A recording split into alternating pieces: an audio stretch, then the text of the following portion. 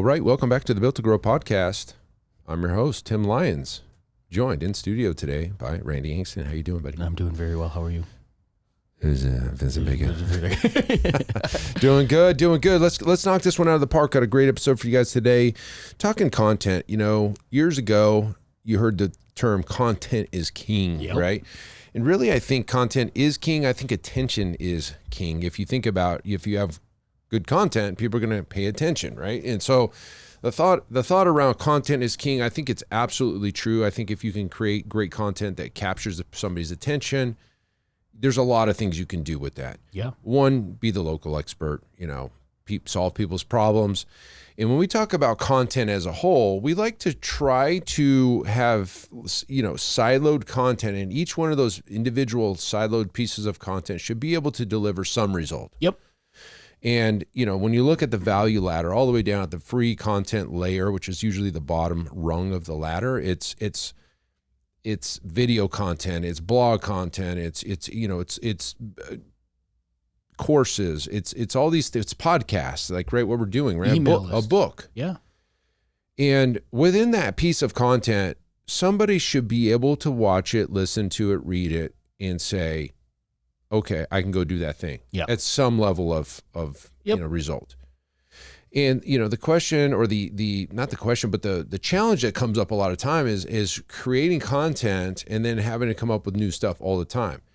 So that's where this repurposing kind of comes in, and how to repurpose. And really we've got a whole flow of how content can be repurposed for the long term. Yeah. So let's kind of walk through that.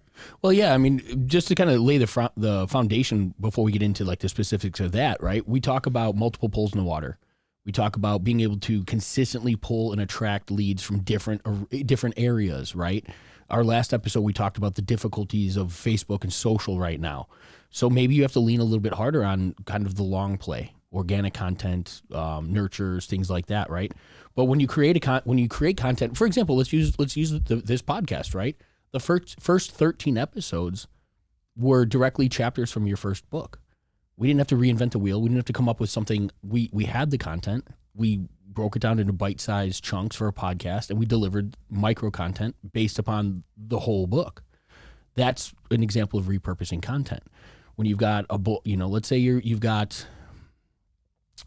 have a small course, and you want to blog, you want your email notification, or your email nurture, all of that value-based content that you're delivering, you can repurpose that content and use it across multiple mediums without having to reinvent the wheel all of the time. Sure.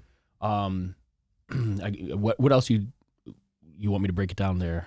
Well, no, that's really the point, is that you've create one topic, and you can deliver it in multiple mediums, or you can repurpose it in a way. So like, here's a great example. Blogs are still very, very relevant. SEO, the keywords buried in them, timely updates to your website. So let's just say you write a blog, and let's just say it's going to be about the top, training shoes in the market, because that comes up a lot. I mean, it's weird. Hey, what kind of shoes should I wear? Okay, cool. I mean, you don't think about it, but the clients do. Okay, our best 5 training shoes, and you write a blog.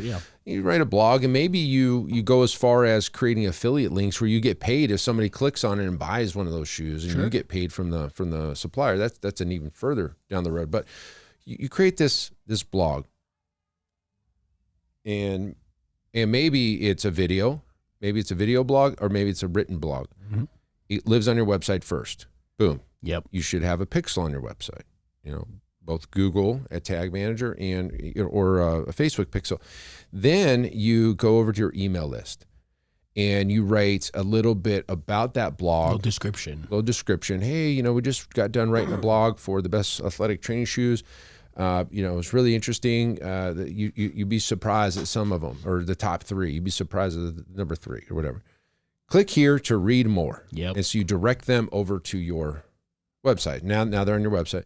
You also do that on Facebook. Hey guys, just got done writing a new blog. Go check it out. It's about the best running shoes in the market, and check out my top pick. And then you put that on Facebook to read the blog. Click here, and it goes over to your website.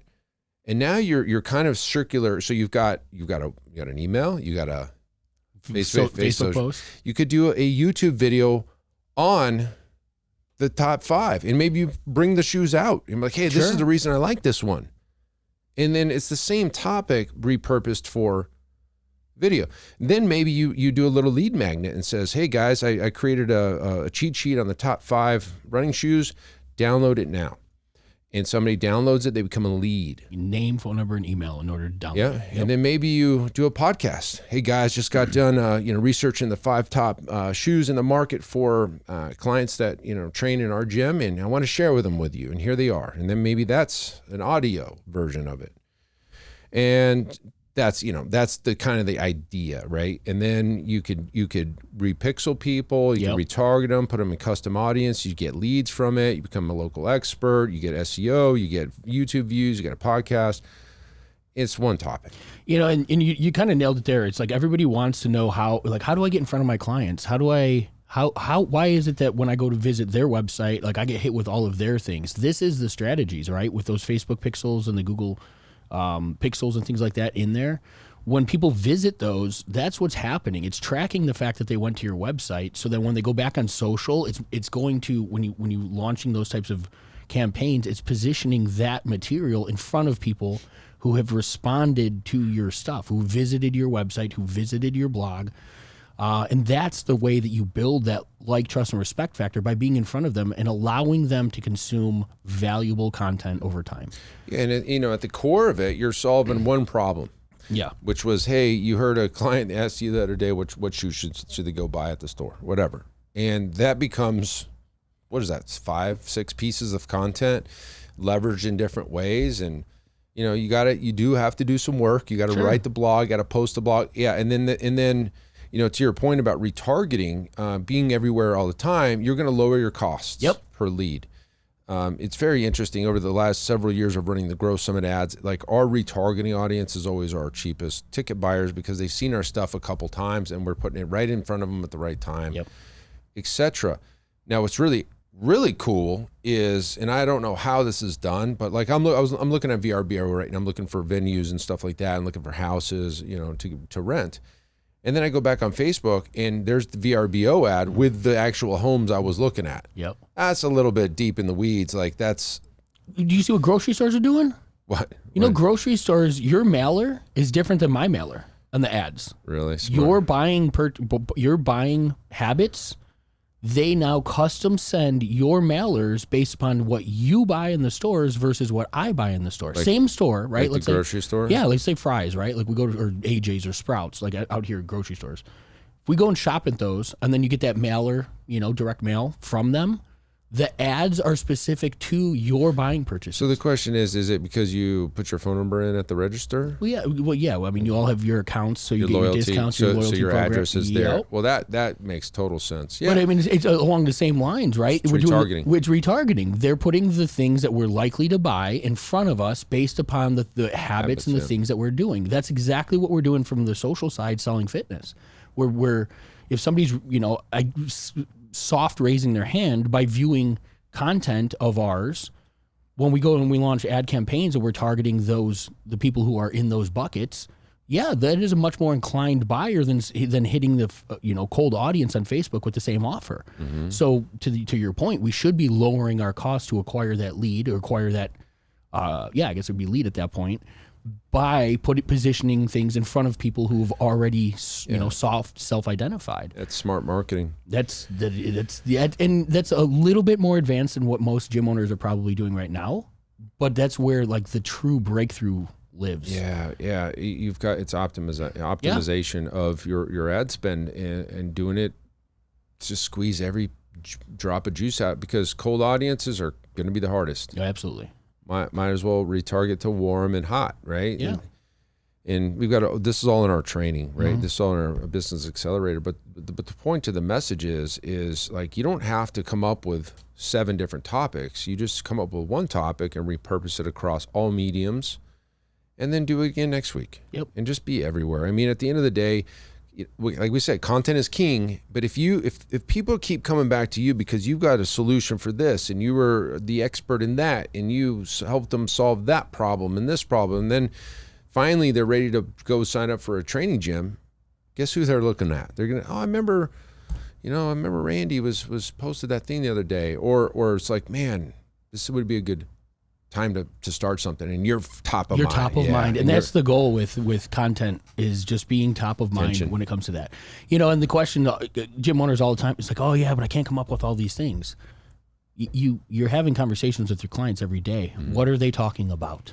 Well, even ChatGPT give you can, but I mean, like the chances are you already have the answers. You're just not thinking about it. Right? Oh, for sure. You're talking to the clients. What are they talking about? If they're talking about where they're shopping, the clothes that they're buying, the shoes, the struggles in the gym and their workout routines, hydration, sleep, any of that stuff. Speak to the things that your clients are talking about. That is the questions that they're looking to have answered. When you provide value in that same realm, you're driving home the nail that is the sharpest for you. You know what I mean?